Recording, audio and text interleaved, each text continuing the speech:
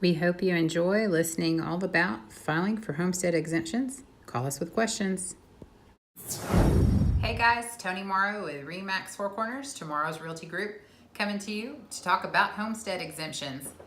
Tonight we're going to chat about what is a homestead exemption and how do I file for it to take advantage of my tax benefits as a homeowner. So what is a homestead exemption? Homestead exemption allows us as homeowners using the home as our primary residence, meaning it's not an investment property and I reside there, to get a tax credit tax credit of $25,000 off the value of the home. So for easy sake of numbers, let's use $100,000 and I'm taking that homestead exemption of $25,000. So I'm now going to be taxed by the appraisal district at only $75,000 value. So that is how we do it. And now we're going to talk about how to do it.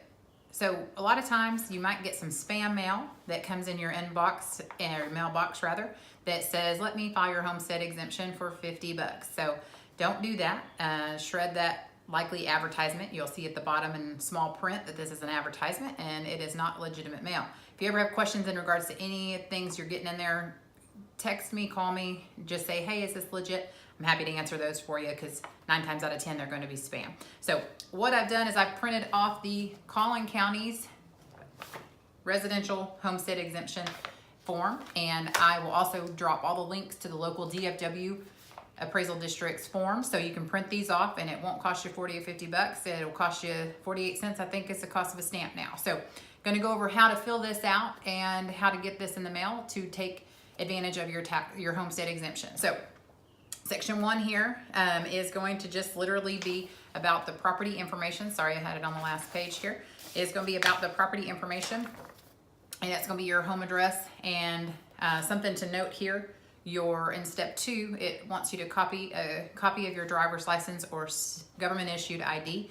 These addresses need to match. So if you haven't done that, go ahead and get that done prior, because these addresses do need to match in order to file your homestead exemption.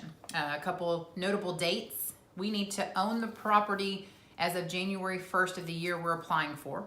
And we also need to have this into the appraisal district by April 30th. I'm going to advise that we put that in a certified mail so that it shows what date it was mailed on, so that you can prove that I did in fact get it to you by April 30th of the year applying for. So steps 1 and 2 have been done. Step 3, most of us will fall into this general resident homestead exemption category.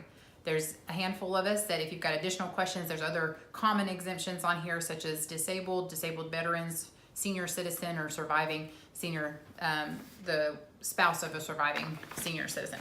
So with that said, call me if you've got any questions on those specific ones, but 98% of us will be this general homestead. Section 4, step 4. This is for those procrastinators like me that maybe forgot to file the previous year. So if you didn't do it for 2018 or the previous year, you can go back 1 year in most counties. So let's at least try to get that. And hey, who knows, you might even get a little bit of cash back in your pocket. So section 5 is if you are transferring from a previous property and you have one of those specific exemptions that we talked about up here, that you would transfer that to your property. You're going to know if you have those. For most of us, this will not apply.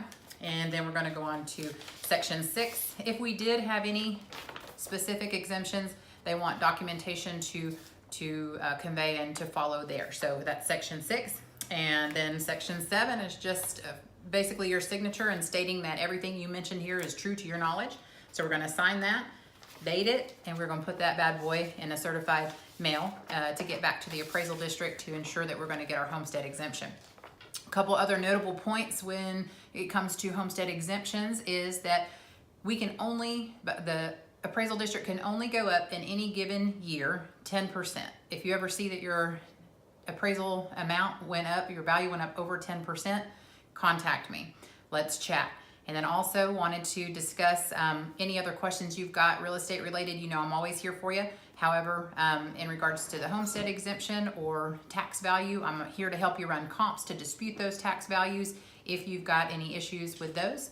Otherwise, hope you liked the video. Thanks for watching, and we're here to help.